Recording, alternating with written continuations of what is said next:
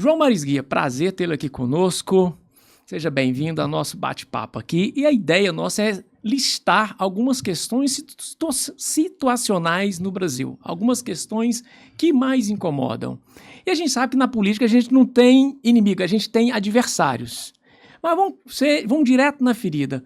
Quais são os seus inimigos? Abraão Graco, alegria estar com você. Não tive, não tenho e não terei inimigos como pessoas e grupos sociais. Meus valores, a ética, me orientam noutra direção, da fraternidade, da solidariedade, da cooperação ampla, do diálogo. Temos divergências no campo das ideias e dos valores, mas temos que aprender a conviver ideias diferentes, valores diferentes, até antagônicos. Assim deve ser a sociedade em democracia. Mas o povo brasileiro tem inimigos. Então eu quero saber, me conta aí 10. Eu vou exagerar, eu quero 10 inimigos na lata aí, 10 inimigos do povo brasileiro. Os inimigos do povo brasileiro também são os meus inimigos como cidadão brasileiro que sou. O primeiro é a ignorância. Tá, o que é ignorância? Ignorância, por exemplo, nós podemos dizer que é a pior de todas. Ser um doutor, ser um mestre, ser um diplomado em curso superior, ter cultura e, ainda assim, ser um robusto ignorante. Então você está dizendo que é uma ignorância com diploma? Ignorância com diploma. Uma coisa é alguém muito humilde, muito simples, que não teve oportunidades na vida, ter uma ignorância cultural, que não é falta de inteligência e nem ausência de sabedoria. Pessoas muito humildes, pessoas muito pobres, que jamais tiveram oportunidade de escolarização, criam famílias e criam seus filhos todos com caráter, e todos eles podem dar certo na vida, independentemente de pouco dinheiro, de pouca renda familiar. Ser humilde não significa estar despossuído de inteligência e despossuído de sabedoria de vida. Sim, até porque humildade é poder sob controle. Jesus Cristo era humilde, ele era filho do homem. Então, assim, humildade é o poder sob controle. Então, a ignorância das pessoas humildes, às vezes, é resultado da falta de oportunidades sociais na vida para entrar e permanecer e ser vitorioso na escolaridade ao longo do tempo e poder entrar e permanecer no mercado de trabalho ou criar o seu próprio negócio e assim por diante. Mas eu acho que ainda tem um upgrade, porque sabe que o sujeito é ignorante e ele ainda se orgulha dela, como dizia o Bertolt Brecht. Como é que funciona? A ignorância, entre aspas, esclarecida, a ignorância diplomada, orgulhosa, em geral, tem ela orgulho é de ser ignorante. Orgulhosa de si mesmo. O orgulho da ignorância leva à arrogância. A arrogância leva ao mal, à perversão, à opressão do outro. E o arrogante ignorante, porque julga que tudo sabe, ele, de repente, atravessa a linha e começa a cometer a fraude, confunde a verdade e a mentira, o real e o falso, perde de vista os fatos, as evidências, os consensos, perde o gosto pelo diálogo, pela convivência, pela própria sociedade. E com as redes sociais a gente está cheio de mestrado e doutorado em ignorância, porque o cara sabe de tudo, né? E eu acho que esse é um problema nosso, né, James? É um atual, em que as pessoas, os que sabem muito, não falam, e os que não sabem nada, eu estou falando em termos de informação, em termos de passar valores, de transmitir, gerar valor para as pessoas, eles não falam. Isso é um desafio. É pior, no caso das redes sociais, elas têm muitas virtudes, mas elas têm também muitos males. Talvez o pior deles é que o ignorante orgulhoso diplomado se sente muito bem com seus minutos de fama no dia a dia nas redes sociais, falando para quem? Falando para os convertidos que pensam exatamente como ele, que repercutem e repetem exatamente o que ele diz, formam uma bolha, uma câmara de eco. E eles ficam ali mutuamente se reforçando, e como convivem entre si e não valorizam a diversidade, as ideias diferentes, o debate, o diálogo, tomam um gosto por uma ideia única, vira uma comunidade único. Vira, ao invés de uma unidade dos comuns como comunidade, uma unidade dos tolos, que repetem aquilo ali, que mesmo sendo um falso valor, uma falsa verdade, que não tem evidência comprobatória, aquilo é repetido à exaustão e fica como se fosse uma verdade. É isso que é a fake news. A fake news vamos devagar. É uma espécie de coroamento da ignorância orgulhosa. Repita para mim, por favor, isso. a fake news, é o coroamento da ignorância orgulhosa. Orgulhosa. Porque a fake news não é só produzida por um indivíduo. Ela se torna fake news quando na câmara de eco ela faz eco. Ela encontra adeptos que vão falar exatamente a mesma coisa. Acabam internalizando aquilo, fixando aquilo na sua mente, vira que é como zumbis, se fosse uma verdade. E, na verdade, não é uma verdade, é uma fake news. Muito bem. Estou gostando dessa conversa. Qual que é o próximo inimigo do povo brasileiro? É a má-fé. A má-fé é algo extremamente grave. Como é que nós poderíamos, por assim dizer, definir o que seja a má-fé? Dou um exemplo.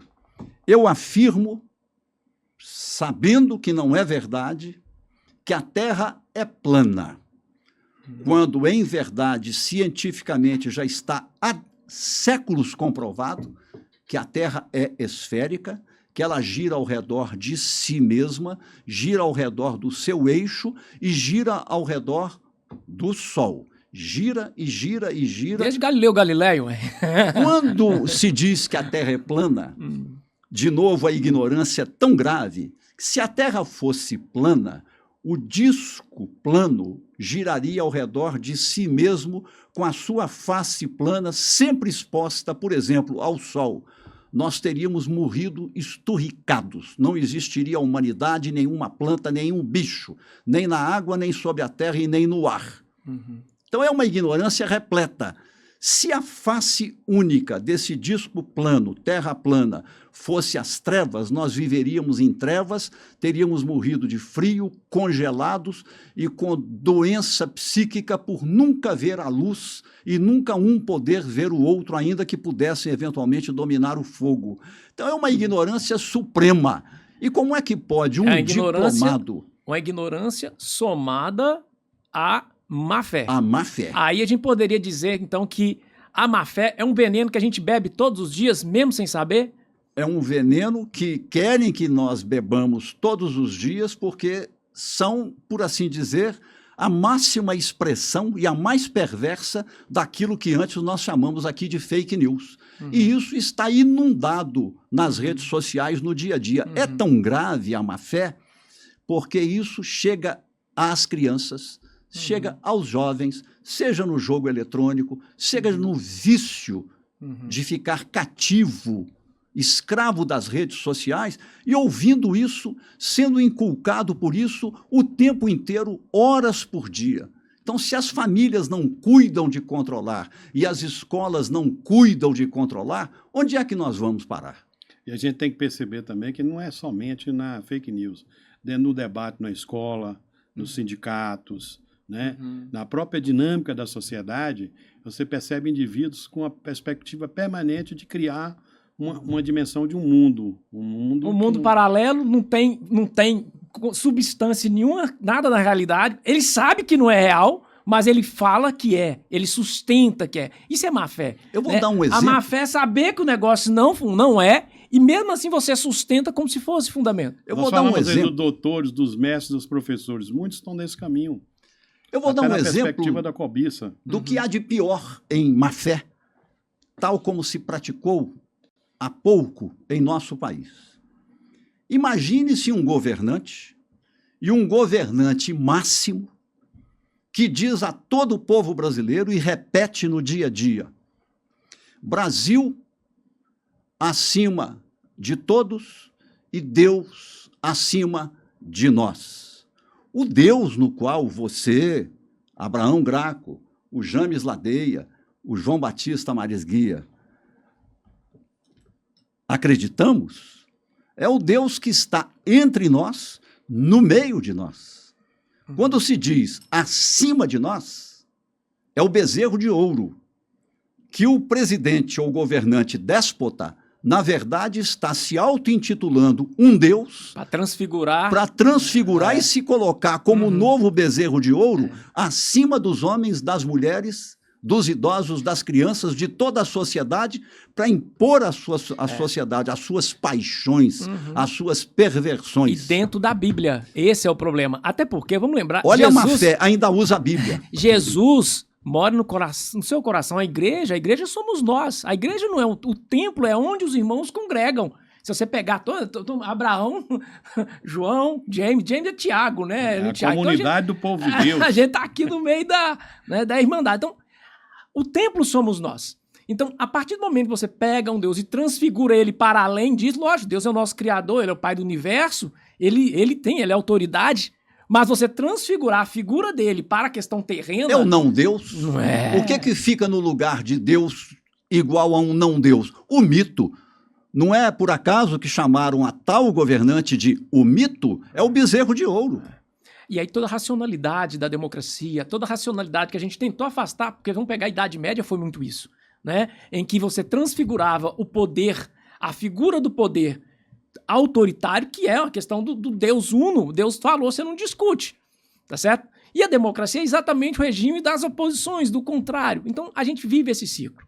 Mas eu quero continuar. Me fala aí, qual que é o terceiro pecado capital? Qual que é o terceiro inimigo do Brasil? Na passagem de 2024 para 2025, o tema que estava em evidência nas redes sociais e nas mídias foi emendas milionárias.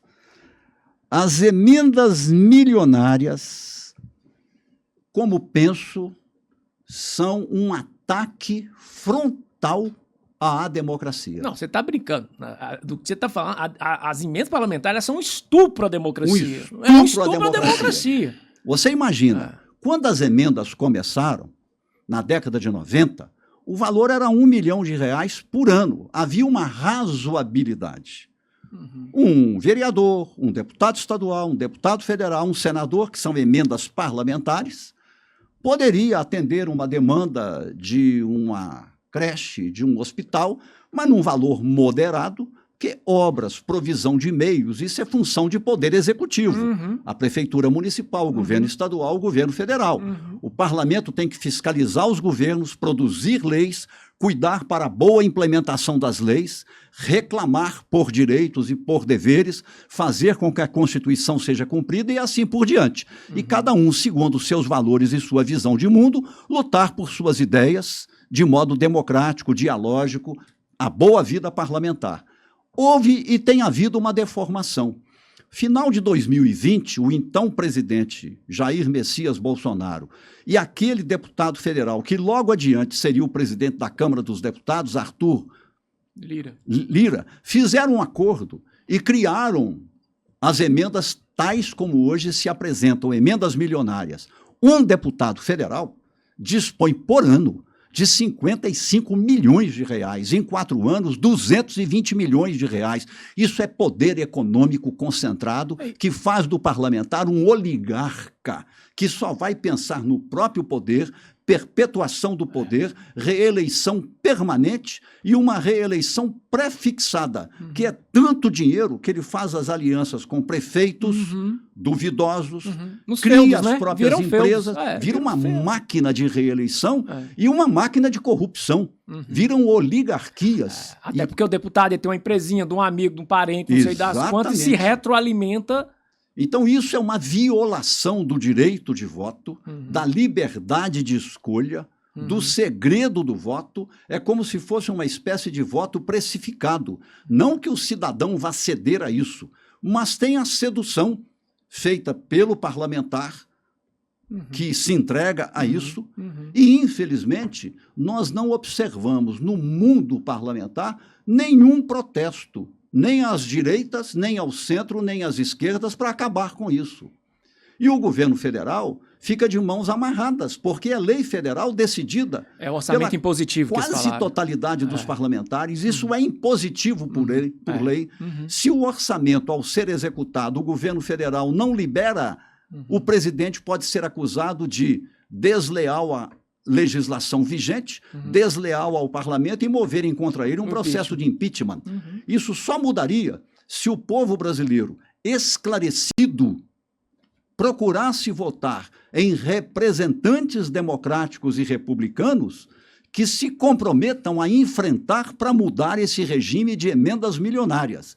Uma emenda num valor razoável é uma coisa. Agora, emenda milionária é como se o parlamentar de hoje estivesse comprando, precificando a sua reeleição. É poder demais na mão de uma só pessoa. Interessante. É fragilização do Estado, né? A força do Estado, a presença do Estado, né? A ideia de comunidade, de uma coisa maior, fica restrita e você vai privatizar ou virar mercado. Hoje, um parlamentar, a força, a estrutura é de um indivíduo que tem dinheiro para criar todos os processos. Tem mais, você desintegra a separação de poderes, que é se fosse um poder executivo dentro de um poder executivo, né, do poder legislativo, e tem mais, eles têm o poder da faca. Você não, né, se você não fizer, é impeachment. Lembra que o impeachment basta 1/3 para iniciar. E se você não tiver o presidente da Câmara, por isso que eles lutam para ter o presidente da Câmara, que é ele que autoriza ou não a abertura do procedimento de impeachment. E tão grave quanto, Abraão Graco, é que neste final de ano, um dos ministros do Supremo Tribunal Federal, o ministro Flávio Dino, bloqueou a liberação de emendas no valor de 4,2 bilhões de reais. São emendas chamadas de comissões. O parlamento, a Câmara dos Deputados, por exemplo, como todo o parlamento, é organizado em comissões temáticas. Comissão de Constituição e Justiça, comissão de Orçamento, comissão de Finanças, comissão de Educação e assim por diante. É das comissões que devem vir, por consenso, a proposição de emendas. Essas reuniões não aconteceram. Eles juntaram o dinheiro e meia dúzia da elite distribuiu para todos. Distribuiu 4,2 bilhões de reais sem indicar quem é o deputado beneficiário, o valor espécie de orçamento e a secreto, destinação.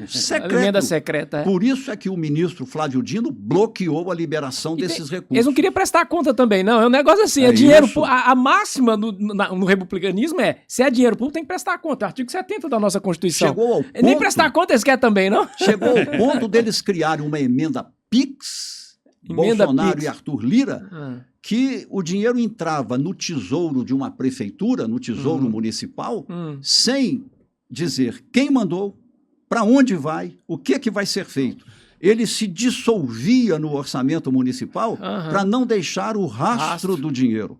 Isso é uma porta de entrada e de permanência da corrupção, uma nova forma de corrupção. Então nós temos que enfrentar esse problema, não é moralismo, é uma defesa da democracia, do republicanismo, da transparência. Questão de sobrevivência do próprio Se o parlamentar está despossuído de ética, o que é ética? Eu quero fazer tal coisa e eu posso fazer tal coisa porque eu tenho meios para fazer tal coisa. Mas eu deverei fazer? É justo? Vai fazer o bem ou vai causar dano ao outro? Essa pergunta ética fundamental que nós fomos educados para nos fazermos, parece que os parlamentares brasileiros ignoram essa pergunta completamente. Então, concluindo, as emendas parlamentares são um estupro à democracia. Um estupro. Mas a democracia é forte, é capaz de resistir, tanto é que nós estamos aqui fazendo essa crítica pública e temos confiança que os cidadãos, que o povo brasileiro, em sua sabedoria, saberá dar uma boa resposta a isso. Muito bem. Qual que é o próximo, quarto inimigo do povo brasileiro, João Batista? Uma jornada de trabalho que oprime o trabalhador. Hoje em dia se fala jornada 6x1. Não é jogo de futebol, não. Não é loteria, não. Não. O que é 6x1? Trabalhar segunda, terça, quarta, quinta, sexta e sábado e ter o domingo para descansar o corpo da exaustão. Isso gera mal-estar no ambiente de trabalho, exaustão física, irritabilidade, adoecimento psíquico, e isso vai se refletir na vida familiar. Que a pessoa, além de trabalhar 6 dias, ainda tem uma dupla jornada em casa, seja pai, seja mãe. Hoje os casais devem cooperar mais entre si, é lavar roupa, limpar a casa, fazer comida, arrumar cozinha, cuidar dos filhos e tudo mais. Em que momento vão poder conversar entre si, ver um filme, assistir uma série, dar um passeio, ir ao cinema, cuidar-se, cuidar do corpo, ter algum prazer? É cansaço, cansaço. Isso é uma nova forma de escravidão, proveniente de ganância. Se os empresários pararem para pensar, eles irão verificar que o maior bem que eles podem fazer a si mesmos é garantir o bem-estar dos seus funcionários. A tendência no mundo é o que é chamado de 4x3. você trabalha 12 horas e folga 36. Ah, mas isso é mais caro. É mais caro, mas aumenta a produtividade e aumenta, portanto, os ganhos. Mantém a margem de lucro do negócio, ao mesmo tempo que cria novas oportunidades de trabalho. O bem-estar emocional, afetivo, psíquico das pessoas no ambiente de trabalho faz com que as pessoas sejam muito mais dedicadas ao próprio trabalho, se empenhem mais, queiram progredir no trabalho e permaneçam no mesmo ambiente de trabalho por mais tempo. Por que as pessoas mudam tanto de emprego? Por isso. Por que às vezes você encontra vagas para o trabalho, para o emprego, e as pessoas não procuram a vaga? Que elas preferem ter uma certa privação do que trabalhar e trabalhar e trabalhar e trabalhar, não serem vistas, não serem cuidadas, não terem bem-estar, independentemente de quanto ganhem, enquanto cria uma oportunidade para o próprio trabalho. Por que tem tanta gente pensando em não ter patrão e ser patrão de si mesmo, trabalhar por conta própria, e fica esse mito do chamado empreendedorismo? A pessoa não tem propriedade alguma, não tem bem algum, não tem capital de giro inicial, mas quer ser dono do seu próprio trabalho, dono do seu próprio negócio, sem que sejam oferecidas condições para que isso aconteça. Isso também é uma resposta individual ao mal-estar que essas pessoas vivenciaram nos ambientes de trabalho. É preciso que no ambiente de trabalho haja humanidade. O capitalismo pode perfeitamente conviver com a humanização no ambiente de trabalho, das relações de trabalho. Mas esse é um grande desafio. Por exemplo, qual que é o impacto da inteligência artificial nos postos de trabalho? O que a gente tem visto é um contrário. Por exemplo, o nível da tecnologia chegou a um tamanho em que o Domênico de Masi ia dizer, né, no ócio criativo, de que o ser humano seria desincumbido de tarefas repetitivas e as máquinas tomariam conta e eles poderiam ser remunerado para estar na piscina, para estar fazendo outras coisas. Só que a gente está vendo um movimento contrário. A inteligência artificial, assim como a automação no passado, nós estamos na 4ª revolução industrial, né?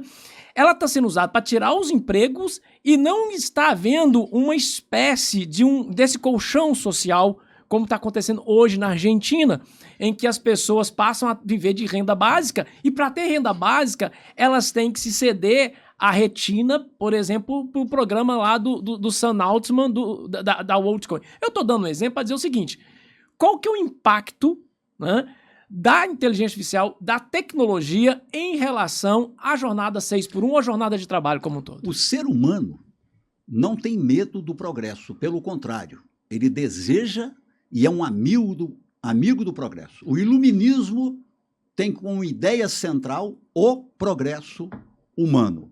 Isso é muito bom, isso é muito construtivo. Portanto, o ser humano não tem medo da inovação, da revolução tecnológica, da automação. Agora, você tem, em meio à revolução tecnológica e científica, estamos na 4ª fase da revolução pós-industrial, você tem em meio a isso procedimentos especulativos, procedimentos desumanizadores. A terceirização da terceirização, a uberização, o faz de conta ideológico de que agora todos são empresários, todos são empreendedores e cada um, sem ter capital, sem ter apoios, pode ser dono do seu próprio negócio. Que bom, não sou contra o empreendedorismo, nenhum de nós é contra o empreendedorismo, mas o empreendedorismo requer educação de qualidade. Requer um ambiente de negócio adequado, regulação. Capital de giro disponível a juro baixo para o pobre poder empreender e começar o seu negócio. Ele pagando em dia, ele deixa de pagar juros. Orientação técnica e tecnológica durante a vida, no processo de trabalho. Incentivos para crescer, para formar cooperativas. O empreendedor não tem que ser individualista possessivo. Ele pode ser empreendedor individual e cooperativo, associado a outros, em ajuda mútua e assim por diante. Então, o fato de uma revolução tecnológica ser incessante, ser contínua, mesmo com a introdução de inteligência artificial, isso não é uma promessa de uma distopia, de uma destruição das relações sociais, porque o mundo do emprego estaria sendo dissolvido. Claro que as mudanças são muito grandes. Você começa a trabalhar muito em casa devido ao trabalho à distância. Até um reflexo da pandemia, né? A pandemia reflexo da pandemia. Você vai conviver menos no mesmo local e território de trabalho. Tem todas essas mudanças. Agora, por outro lado, são criadas incessantemente novas oportunidades. Qual que é a garantia da criação incessante de novas oportunidades e de oportunidades de fato utilizadas para bem-estar e renda das pessoas? Educação de alta qualidade para todos. Então chegamos no ponto que é seu ponto forte. Quais são os dois grandes pecados capitais? E não é um só, não. Quais são os grandes problemas? Quais são os dois inimigos do Brasil em relação à educação? Avançamos muito, por um lado, desde a Constituição de 1988, democracia para cá, antes de chegar nos dois inimigos da educação. Por exemplo, até 1988, seja na democracia de 45 a 64, seja na ditadura militar, municípios não investiam sequer 5% dos seus orçamentos em educação. Os estados não investiam sequer 10% de seus orçamentos em educação. E o governo federal da União não investia nunca mais do que 10% em educação. Com a Constituição de 1988, que criou o SUS, municípios e estados ficaram obrigados a aplicar o mínimo de 25%. Olha só, cresceu mais do que 4 vezes o volume de recursos destinados à educação, e a União, o governo federal, o mínimo de 18%. E legal, então, porque assim, no ano da saúde a gente criou dinheiro carimbado, né? No município chega o dinheiro carimbado. No ano da saúde, que é o SUS, né? O Fundo Nacional da Saúde, mas você tem também, hoje é o Fundeb, mas um dia você tem um Fundo Nacional também para isso. Era né? o Fundef, só ensino fundamental, ampliou-se nos governos Lula para Fundeb, Fundo Nacional de Desenvolvimento da Educação Básica, e o dinheiro foi para a educação infantil, permaneceu no ensino fundamental, foi para o ensino médio, e daí em diante ele foi também para a educação profissional e tecnológica, além das universidades. Educação básica e ensino superior. Então nós avançamos demais nesse sentido. Além de termos criado o piso mas interessante, profissional nacional de salário. Quase ninguém fala disso, João. Eu quero que você aprofunde um pouco mais nisso, porque a gente está no momento de desconstrução dessas aquisições evolutivas da nossa sociedade brasileira. Por exemplo, o 8 de janeiro está aí. Quando você vê as pessoas destruindo o que foi construído, a democracia não é barata, a democracia não é nosso sonho. Então, só para dizer o seguinte, as pessoas vão, as instituições ficam. Então, quando você vê destruindo símbolos, eu posso não concordar com quem está lá no poder, mas as instituições estão ali e custaram muito caro. Eu quero que você remonte essa questão na parte da educação, para a gente depois... Eu quero saber quais são os dois inimigos da educação, mas eu quero que você retoma para essa construção para as novas gerações que não sentiram isso na pele. E olha como é que desde a Constituição até agora, o que eu chamo a primeira revolução na educação básica brasileira e na educação em geral, nós avançamos. Por exemplo, antes da Constituição brasileira, o município, quando muito, oferecia o antigo grupo escolar de 4 séries. O Estado, quando muito, oferecia o grupo escolar e o antigo ginásio. Mas faltava escola para o povo. Faltava escola para o povo. Da classe média e alta para cima, eram as escolas confessionais católicas e protestantes que tinham praticamente um monopólio da oferta do antigo ginásio, da escola normal e do curso científico. Aí todo mundo era amigo do padre ou do pastor. Quem podia pagar estava dentro. Quem não tinha dinheiro, ou seja, o povo brasileiro, estava do lado de fora. O ensino médio era o grande invisível. Quem oferecia ensino médio era só escola particular. Confessional ou não confessional, católica e protestante ou não ligada a nenhuma religião. E os alunos do povo brasileiro que concluíam o ginásio, quando conseguiam concluir o ginásio, não tinham porta de entrada no ensino médio nem na educação profissional. Isso tudo muda com a Constituição de 88, isto é, com a democracia. Com esse dinheiro novo que foi colocado na educação e para a educação, olha bem, em 25 anos, nós universalizamos o acesso ao ensino fundamental de 9 anos. Reduziu o analfabetismo. De 6 a 14 anos. O analfabetismo hoje é residual. Nós universalizamos o ensino médio, a sobra de vagas no ensino médio no Brasil. Nós universalizamos o acesso à pré-escola. Eu sou de família de classe média alta, meu pai era médico, minha mãe pianista, 8 irmãos, nenhum de nós nunca entrou numa escola de educação infantil porque não as havia. Hoje você tem escola de educação infantil em qualquer vila, em qualquer favela, em qualquer localidade rural, onde está o povo, seja o povo mais abastado, seja o povo mais pobre. Seria as UMEIs hoje? São as UMEIs? São as UMEIs. As UMEIs. É a bom, pré-escola, criança de 4 e 5 anos, está universalizada e avançando em direção ao tempo integral da criança na escola. Não é de Macedo não, mas é universal. E as creches, nós estamos chegando a algo próximo de 50% do total de crianças de 0 a 3 anos e 11 meses em creche pública e cada vez mais em tempo integral, com todos os cuidados. O cuidar, o brincar e o educar. Antes não havia o educar, era só cuidar e brincar. Agora tem também... Era depósito de menino. O educar. Né? Creche então, era depósito de menino. Isso é uma revolução. Ao mesmo tempo, nós criamos um sistema nacional elogiado no mundo inteiro, nos governos Fernando Henrique Cardoso e nos governos Lula, de avaliação nacional continuada e comparável do aprendizado do aluno. Isso é feito a cada 2 anos em toda a educação brasileira para se saber o estado do aprendizado, que problemas, onde estão os problemas e o que fazer para começar a resolvê-los, embora estejamos demorando a resolvê-los. Foi criado no governo Lula o Piso Nacional Profissional de Salário do Professor, que não havia em cima de uma base monetária pequena, mas ele é corrigido por lei automaticamente todo ano, desde 2008, acima da inflação. Como o professor pode acumular 2 cargos públicos, 2 municipais ou 2 estaduais, 1 municipal e 1 estadual, ele pode hoje, se ele tiver 2 cargos, entrando agora, ganhar perto de R$10 mil. A jornada de trabalho foi corrigida. Antes, eu fui professor durante décadas, nós ganhávamos por hora aula, por aula. Hoje o professor ganha, numa jornada de 24 horas de trabalho por semana, por exemplo, 16 horas de aula, 2/3, e 1/3 remunerado, fora da sala de aula, para estudo, pesquisa, trabalho em grupo, planejamento de aulas, revisão de planejamento, notação sobre o aprendizado dos alunos e formação continuada em serviço remunerada. Agora, isso não havia no Brasil. São avanços da democracia. E, por fim, uma última informação. Quando Lula assumiu o primeiro governo, em 2003, o Brasil tinha 142 escolas técnicas federais. Os Cefetes. Hoje o Brasil tem quase 1.000.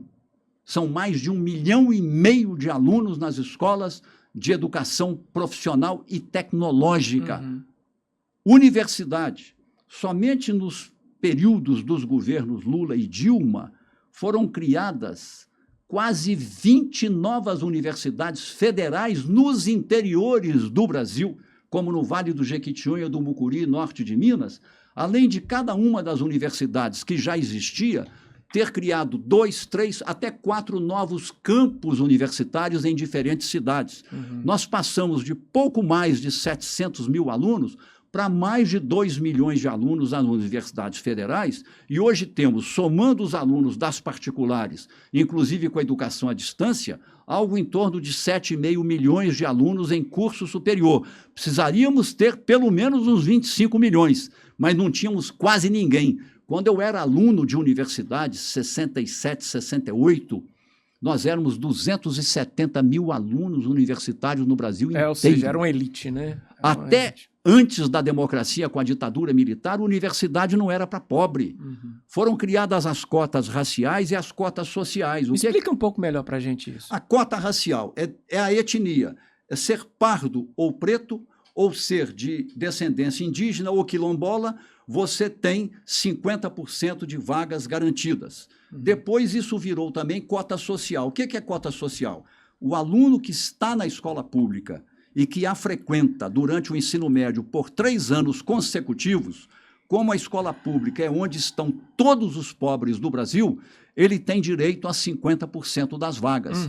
Você pega a Universidade Federal... Seria uma compensação. Né? É uma compensação, porque esse país tão desigual que viveu 350 anos de escravidão, ao nosso país foram trazidos 4,5 milhões de escravos africanos, 300 mil deles morreram na travessia dos navios negreiros, 4.200.000 vieram para o país.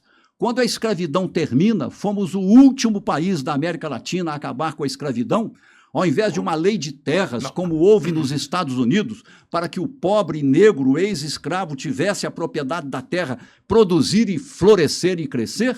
Ao contrário, foram empurrados para os cortiços, para as favelas e ao abandono. Na verdade, assim, teve a Lei Áurea, mas a escravidão a gente abole ela cada dia. Essa é uma das medidas. Esse é o fato. Né? Esse é o fato. Então nós temos uma dívida social de séculos, chamada desigualdade, que coincide com a desigualdade também chamada racial, com os nossos irmãos pretos e pardos e também os indígenas. Então a ideia da cota racial não é uma coisa que desmerece quem é negro, não subestima a inteligência. É o que eles chamam de discriminação inversa. É a discriminação inversa. Como foram discriminados historicamente por mais de 4 séculos, nós temos que gerar oportunidades e diminuir ao máximo o tempo de criação dessas oportunidades. Aí vem a cota social. Ok. E os dois pecados? Quais são os 2 pecados da educação? Os 2 pecados. O primeiro deles, que eu reputo como sendo gravíssimo, é o aluno obter o diploma, termina os anos iniciais, o antigo grupo escolar, termina os anos finais, o antigo ginásio, termina o ensino médio, é o aluno escolarizado, entretanto, analfabeto funcional. É um analfabeto com diploma. Analfabeto funcional por quê? Ele lê, mas não compreende bem o que lê. Ele lê mal, não tem fluência de leitura. E lê textos muito simples, textos complexos, ele não compreende. Ele não escreve bem, escreve mal, vocabulário pequeno, frases muito simples, texto que não tem desenvolvimento de ideias. É assim, top, valeu. Ele não faz os cálculos. Então ele não está apto a exercer-se como cidadão com autonomia moral e intelectual para conhecer opções e fazer escolhas. Isso é uma dívida enorme que, a despeito de tantos avanços, ainda temos. E isso ainda diminuiu, mas continua na escola pública brasileira. A outra dívida... Isso reflete, inclusive, no mercado de trabalho. Porque ele vai no diploma... com base, mas ele tem um diploma, mas não tem a habilidade suficiente. Ele não tem as competências e as habilidades cognitivas, sociais e assim por diante, embora sejam pessoas muito inteligentes. Né? Outra praga na educação é o seguinte: na década de 90 foi feita uma pesquisa monumental que gerou um texto do intelectual Sérgio Costa Ribeiro, brilhante, chamado A Pedagogia da Repetência.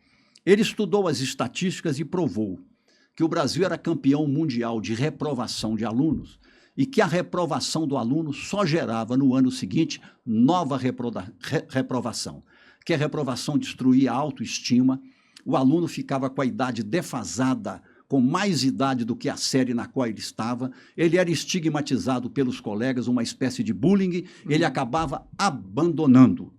Então, em nome disso, ao invés de pensarmos, refletirmos, que transição nós vamos fazer?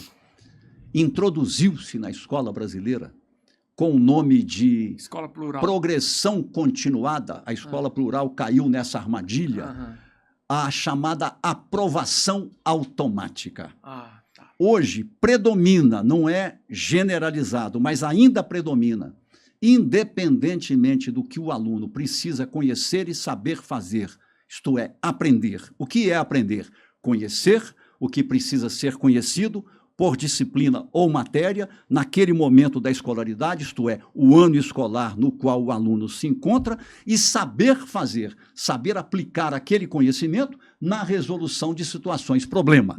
Isso é que é aprender. Sim, inclusive da vida cotidiana. Na vida cotidiana. Vida real. Né? Então, encostar na vida, né? O aluno deveria, a cada ano da escolaridade, nas diferentes disciplinas, conhecer, saber fazer, isto é, aprender, independentemente do aprendizado esperado, que já se sabe qual é o aprendizado esperado para os alunos por ano de escolaridade, isso está muito bem estudado no Brasil e no mundo, o aluno vai sendo empurrado para frente.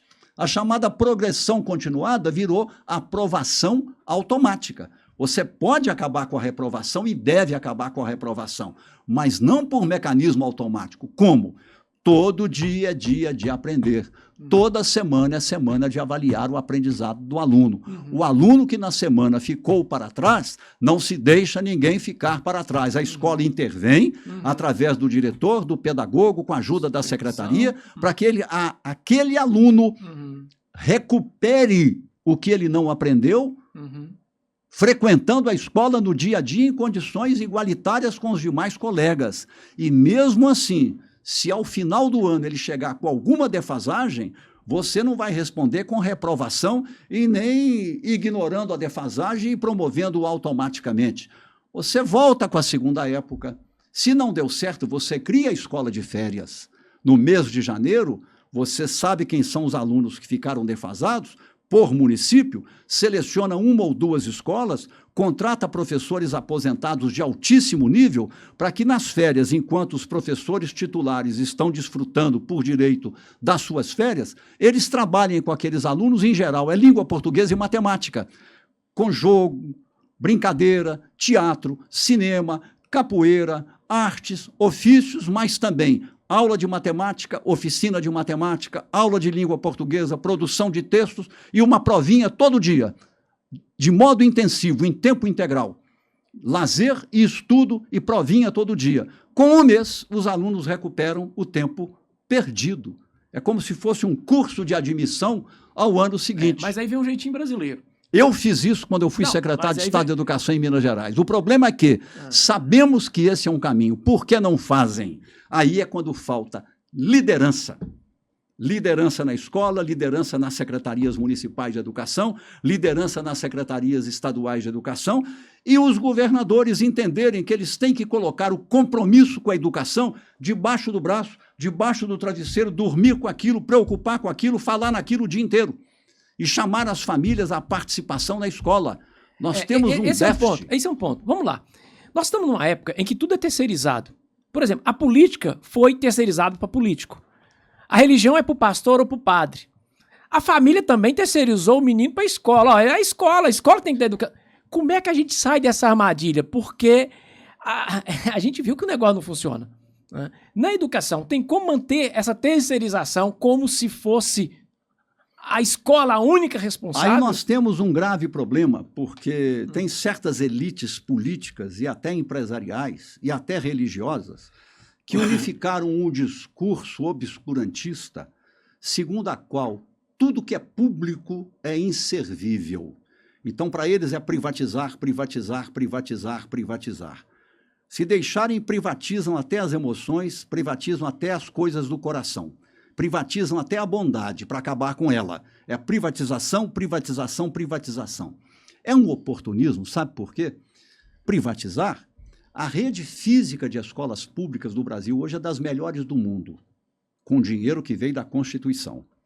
Os equipamentos em nossas escolas, quadra coberta, iluminada, com arquibancada, laboratórios de computação, bibliotecas, recursos didáticos, recursos pedagógicos, recursos tecnológicos, não são os melhores do mundo, mas estão muito bem comparado com o mundo. Isso tudo é capital público que lá está. É escola pública. Só que a escola pública não tem que ser estatal. O estatal é a dimensão da provisão. É o dinheiro para construir, para reformar, para equipar, para pagar salários, não é? Para colocar os equipamentos e tudo isso, fazer a provisão. A escola tem que ser pública porque ela tem que ser gratuita e de acesso universal para todos, sem admissibilidade de exceção. Tanto é que todas as pessoas deficientes do Brasil estão na escola pública, decisão do governo Lula no ano de 2008, que foi uma revolução da inclusão. Essas pessoas foram redescobertas como seres humanos em plenitude e aumentou a dignidade de todos os seres humanos, inclusive das crianças e adolescentes não deficientes, que descobriram a humanidade do outro e se humanizaram mais ao conviverem com os deficientes. Chama-se empatia, exatamente isso, né? Compaixão e empatia e solidariedade. Então nós fizemos coisas maravilhosas, mas temos esses déficits. Agora vem essa extrema-direita, obtusa, usando da ignorância orgulhosa, falar em privatização. Você acha que as escolas particulares são melhores que as escolas públicas? Nem 10% das particulares, nem 10% se distinguem nas avaliações nacionais. Mas, inclusive... 90% são medíocres. E mais, elas não investem em formação de professores. Elas recrutam nas escolas públicas os melhores professores, pagando salários, que quando ficam muito altos, eles demitem o professor e buscam outros aonde? Na escola pública. É interessante porque é o seguinte, essa questão da escola pública e privada, a pergunta é sempre essa. Tudo bem, a escola vai privatizar, mas por que a melhor instituição de ensino superior continua sendo as públicas? É estranho. Não então, precisa chegar. Ele estuda a vida inteira na privada, aí na hora da universidade, que é a formação para o mercado, são as públicas. Não precisa chegar na universidade. Vamos falar da educação básica. Onde é que está hoje, na América Latina, reconhecidamente em escala mundial, a melhor escola pública, a melhor escola de educação básica? São todas as escolas com 44 mil alunos no município de Sobral, no Ceará. Município de Sobral. Lá os alunos têm de IDEB, numa escala de 0 a 10, sendo 10 a maior nota, 9,7. As crianças sabem tudo. E os alunos dos anos finais, o antigo ginásio, tem 7,9. Sabem quase tudo, são os melhores alunos da América Latina. É só Sobral? Não. Isso se espalhou para cerca de 100 municípios da região, no Ceará e no Piauí e alguns outros. Então, nós temos os referenciais na educação básica pública no próprio Brasil. Minas Gerais, na década de 90, quando nos governos Hélio Garcia e Eduardo Azeredo, os volumes de investimentos em educação chegaram até um patamar de 40%, por exemplo, 44% no governo Eduardo Azeredo, Minas Gerais se distinguiu como primeiro lugar nacional em educação básica pública. Os governantes que vieram depois ignoraram o legado que receberam por ignorância orgulhosa, como se a história fosse começar por eles, e ignoraram o legado que haviam recebido em prejuízo dos alunos. Isso. Então, vamos lá. Você, para fechar esse tema de educação, a gente vai para o próximo. Você foi secretário de Educação do Estado de Minas Gerais. Como você vê hoje a educação em Minas Gerais? Nós estamos vivendo uma situação muito crítica. Primeiro que nós temos um governo que não governa. O governador Romeu Zema, que eu conheci, é uma pessoa educada, uma pessoa elegante, uma pessoa gentil, mas que comete, em gravidade elevada, o mal da ignorância orgulhosa. Ele fala em privatização sem saber do que se trata. Ele fala por falar sem ter a fundamentação, sem ter a argumentação. Despreza os fatos, despreza as evidências. Ele desqualifica tudo que é público o tempo inteiro. Ele não gosta do que é público. Não é porque é empresário, que tem empresários que são grandiosos, com visão portadora de futuro e que prezam, louvam e apoiam e engrandecem a coisa pública. Ele não. Ele é muito obscuro. Pode ter popularidade, mas não escapa da obscuridade. E na educação, como é que tem sido? A educação está péssima. Eles falam, mas nos anos iniciais, criança de 6 a 10 anos de idade, o IDEB da rede estadual é 6,2. Tem 250 mil alunos. O aluno real de 6 a 10 anos de idade está nas redes municipais e o IDEB é parecido com o do Estado. Onde o Estado tem que dizer a que veio é nos anos finais, que ele tem a maioria dos alunos. Qual é o IDEB? 4,7. Ou seja, o aluno... Uma escala de 10. Numa escala de 10. O aluno que termina o 9º ano na escola estadual, hoje, eu lamento dizer isso aqui, como mineiro, ex-secretário de Estado de Educação de Minas Gerais, que, repito, na época nós conquistamos o primeiro lugar nacional por mérito dos nossos professores, diretores, pedagogos e também nosso como líderes, né? 4,7 significa que o aluno que conclui o 9º ano detém uma cultura em língua portuguesa e matemática esperada de um aluno concluinte do 5º ano com 10 anos de idade, uma defasagem escolar de 4 anos. Quando vamos ao ensino médio na rede estadual, que é o que caracteriza mais a rede estadual, praticamente todos os alunos de escola pública de ensino médio encontram-se na rede estadual, o IDEB é 4.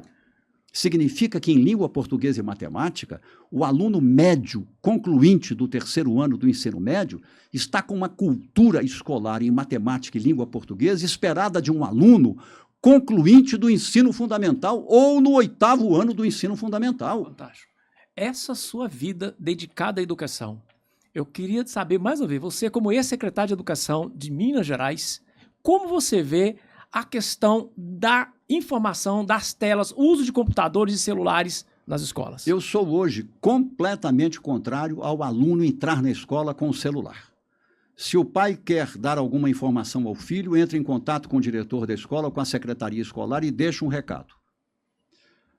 O aluno não tem que levar o celular. Gerações e gerações e gerações passaram e foram muito bem-sucedidas e não tinha celular.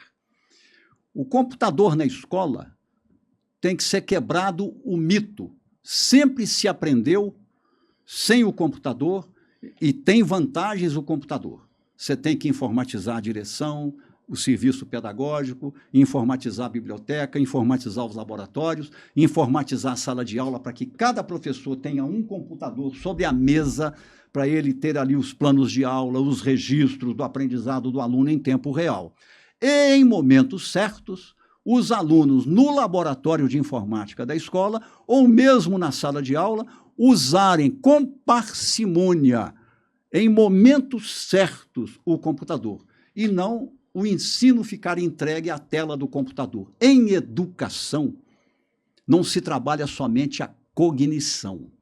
E não há nenhuma evidência que a melhor cognição vem por via tecnológica. Em educação se trabalha a dimensão ética, educação dos sentimentos, educação de valores, socialização, educação estética, integração, trocas sociais, trocas afetivas, trocas culturais, reciprocidade, diversidade de relações, de opiniões, de visões do mundo, humanização. A escola é um lugar de sociabilidade para humanizar. Isso implica relações pessoais, interpessoais, olhando nos olhos, convivendo, a boa conversa que nada substitui. O computador pode levar a pessoa, mesmo convivendo dentro de uma escola, a se fechar nela mesma na câmara de eco. Na câmara de eco. Na bolha. Nós estamos num momento em que tem que desmitificar. O celular não deve entrar na escola. Isso vale para o professor também. Ele desliga o celular dele, eu deixo no modo avião, lá na secretaria escolar ou na sala de professores. Dê o exemplo, não entre com o celular na sala de aula. Tem escolas que têm todos os recursos tecnológicos, todos, mas os alunos não aprendem. Uma das razões é essa. Ou, se aprendem, não se humanizam. Nós temos que, na escola, formar para a cidadania. Está escrito na Constituição brasileira. O que é formar para a cidadania? Educação de sentimentos, educação de valores, educação para a ética dos direitos humanos, Declaração Universal dos Direitos Humanos, que o Brasil é um dos signatários com quase 200 outras nações, em 1948. O artigo 5º da Constituição Federal de 1988 é a Carta dos Direitos Humanos de 48 dentro da nossa Constituição. Nos Estados Unidos da América e na Europa inteira, todo aluno estuda a Constituição do seu país na escola primária. Por que nós não estudamos a Constituição do Brasil para que os nossos alunos sejam educados para a cidadania e para a vida em democracia? É simples, porque quando você tem formação, você tem poder. Então, hoje, eles conhecem o STF por causa do Xandão, não porque o STF é guardião da Constituição. É isso. Então, assim, a gente está finalizando já, mas eu gostaria que você deixasse um recado, né, suas considerações finais para isso que a gente está discutindo aqui. Nós gostaríamos de falar os 10. Primeiro, você fala um pouco da UFMG, que você queria fazer um raciocínio dela e ficou fora. Você ia falar da questão dela, sim. Da coisa, aí você chega em algum momento. As nossas universidades federais são respeitadas, não apenas no Brasil. A Universidade Federal de Minas Gerais, em todos os rankings latino-americanos das 10 melhores universidades, ela desponta entre as 5 melhores. É uma universidade de pesquisa de altíssimo nível. Os nossos cientistas publicam nas melhores revistas científicas do mundo ensino, inteiro. Pesquisa e extensão. O ensino é de alta qualidade, a extensão é bem praticada, a universidade é livre, tem autonomia. é organizada de modo democrático, é o departamento que pontifica, não é a pessoa individual do antigo catedrático, os institutos centrais, a colegialidade.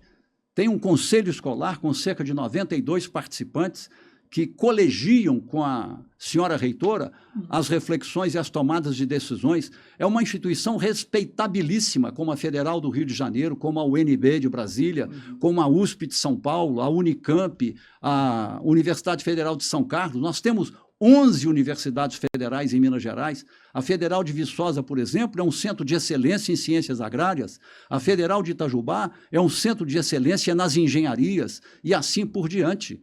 Então, por que esse desmerecimento da coisa pública? E mais, quem faz ciência no Brasil? Quem faz pesquisa básica e aplicada no Brasil? Universidade Federal.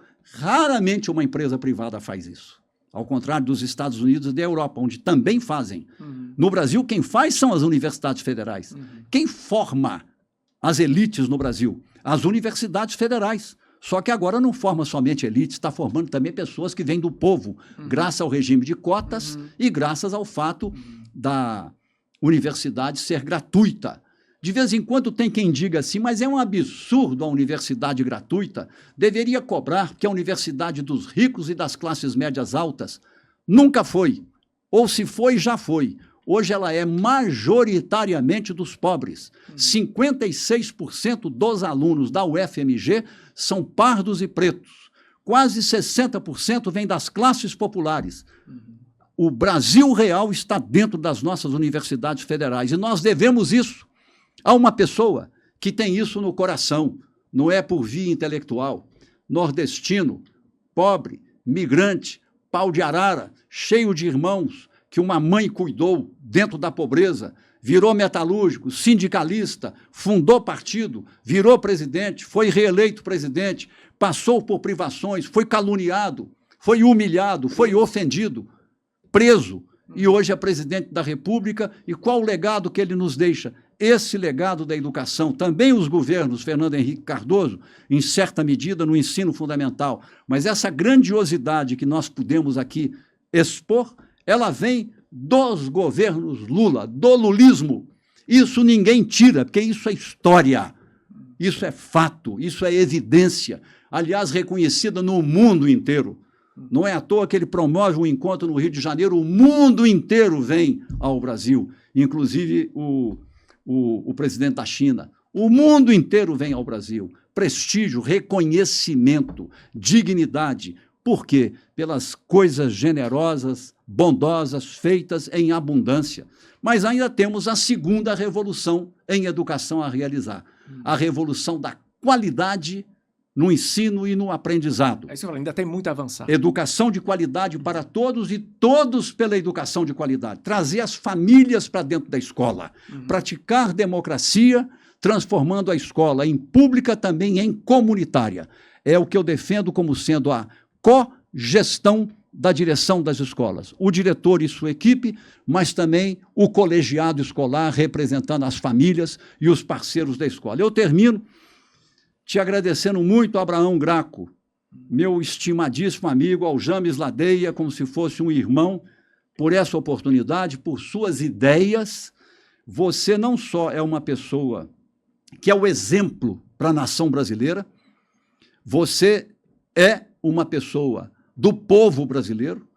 Eu sei que você mora em Santa Luzia, no São Benedito, de família humilde, mas você sempre acreditou na educação, no estudo, você rompeu, foi sempre um excepcional aluno, você ia fazer engenharia, ocorreu com o vizinho um fato de injustiça, você ficou preocupado com o problema do direito, foi estudar direito, brilhou na Universidade Federal, fez mestrado, é doutor em Direito Constitucional, fez concurso público dificílimo, disputadíssimo, obteve uma das melhores classificações, é procurador federal em Brasília, no Ministério da Saúde, mas Minas Gerais e Santa Luzia, que você tem paixão por Santa Luzia no coração, precisam de você como líder, como homem público. Então é uma alegria compartilhar com você nesse início de 2025, que eu desejo seja para todos um ano de esperança